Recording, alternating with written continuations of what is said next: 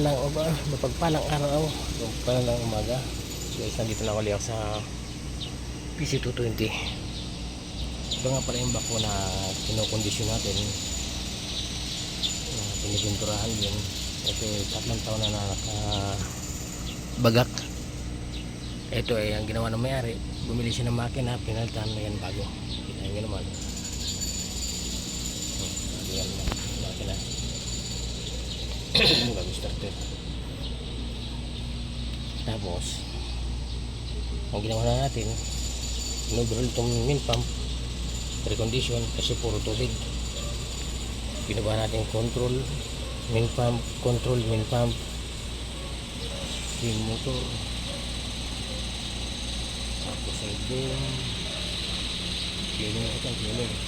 Kinilinisan, oil cooler, kinilinisan, saka motor, dalawa.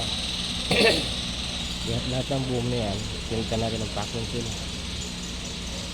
Tapos ito, pinalitan natin ng governor motor. Saka halos lahat nito pinalitan kasi recondition. Yung mga sensor na pula yun, pinalitan din. Yung set of valve, pinalitan din lahat yan. Halos lang dito pinalitan dito. Okay. Saka yung computer box ay ating na-recon kasi may error. Hindi lang ito pinalitan yung monitor kasi medyo nakikita ko naman video pa siguro gumagana pa naman. Ito tutunin natin, double check natin yan kung ito gagana na ulit. Check natin pandar natin yan, bagong mint battery, condition set po yan sa pinipinturahan ng tao kasi wala naman dito halos lahat pinaldan. Check natin to gumawa na.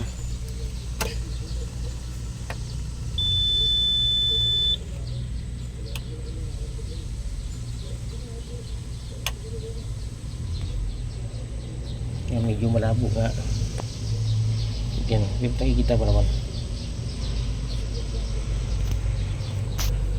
Start natin.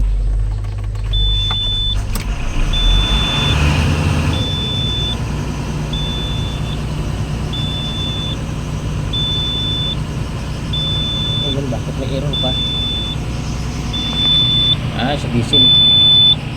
Okay, sa diesel lang yan. Tanggalin mo na yung mga bubong ko.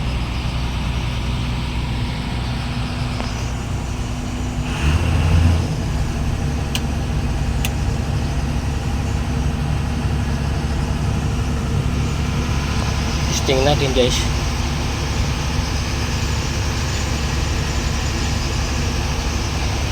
So tinatanggalan nila yung bubong para sigurado.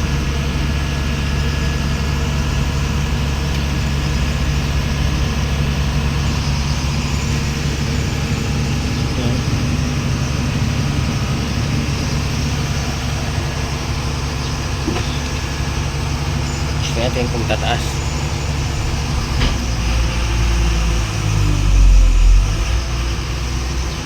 Yan. Mabuti na lang, minor na. Dati kasi noong una minor pala, namamatay na pag ginalaw. Testing ulit natin habang tinatanggal nila ito.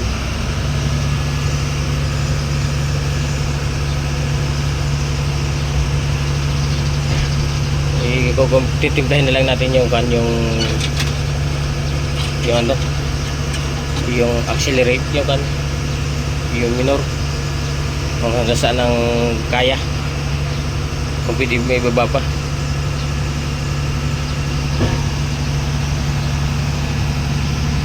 Kung hindi nyo nakikita guys, so yan o, pintas na yun sa fuel filter. Wala naman sensor yun, kaya ganyan, wala sensor.